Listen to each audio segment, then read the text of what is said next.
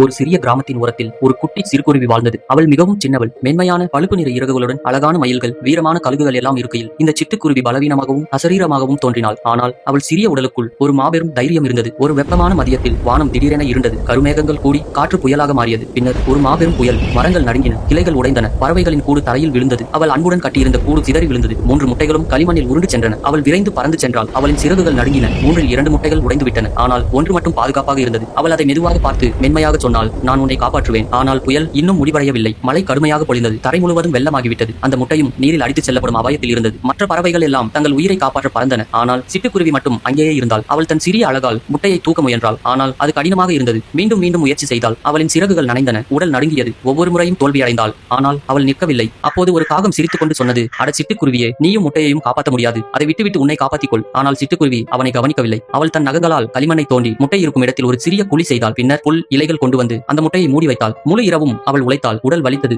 இறகுகள் நனைந்தன. ஆனால் இதயம் கைவிட மறுத்தது. அடுத்த நாள் காலை புயல் முடிந்தது. காடும் அமைதியானது. பல பறவைகள் தங்கள் முட்டைகளை இழந்ததால் அழுதன. ஆனால் சிட்டுக்குருவியின் ஒரே ஒரு முட்டை மட்டும் பாதுகாப்பாக இருந்தது. அவள் சோர்ந்திருந்தாலும் சிறிய சிரிப்புடன் அதன் அருகே அமர்ந்து காத்திருந்தாள். சில நாட்கள் கழித்து அந்த முட்டை உடைந்தது. ஒரு சிறிய சிட்டுக்குருவி குழந்தையாக வெளிவந்தது. முன்பு சிரித்த காகம் இப்போது அமைதியாய் பார்த்தது. மற்ற பறவைகளும் வியப்புடன் பார்த்தன. ஒரு சிறிய சிட்டுக்குருவி தனது குழந்தையை காப்பாற்றி இருந்தால் அப்போது ஒரு பழைய புத்திசாலி ஆந்தை சொன்னது, உண்மையான வலிமை உடலில் இல்லை, அது ஒருபோதும் கைவிடாத இதயத்தில் தான் இருக்கிறது. அந்த நாளில் இருந்து அந்த சிட்டுக்குருவி தைரியத்தின் அடையாளமாக மாறினாள். இந்த கதை நமக்கு ஒரு பெரிய பாடம் சொல்கிறது. நம்முடைய மகத்துவம் ஒருபோதும் வீழ்வதில்லை. விழுந்தாலும் மீண்டும் எழுவதில் தான் இருக்கும். எவ்வளவு சிறியவனாக இருந்தாலும், எவ்வளவு பலவீனமாக இருந்தாலும், நம்பிக்கையுடன், பொறுமையுடன், தைரியத்துடன் இருந்தால் அதுவே உண்மையான வலிமை. சிறிய முயற்சிகளும் நம்பிக்கையுடன் மீண்டும் மீண்டும் செய்தால் அது ஒரு நாள் நம்முடைய கனவுகளை காப்பாற்றும்.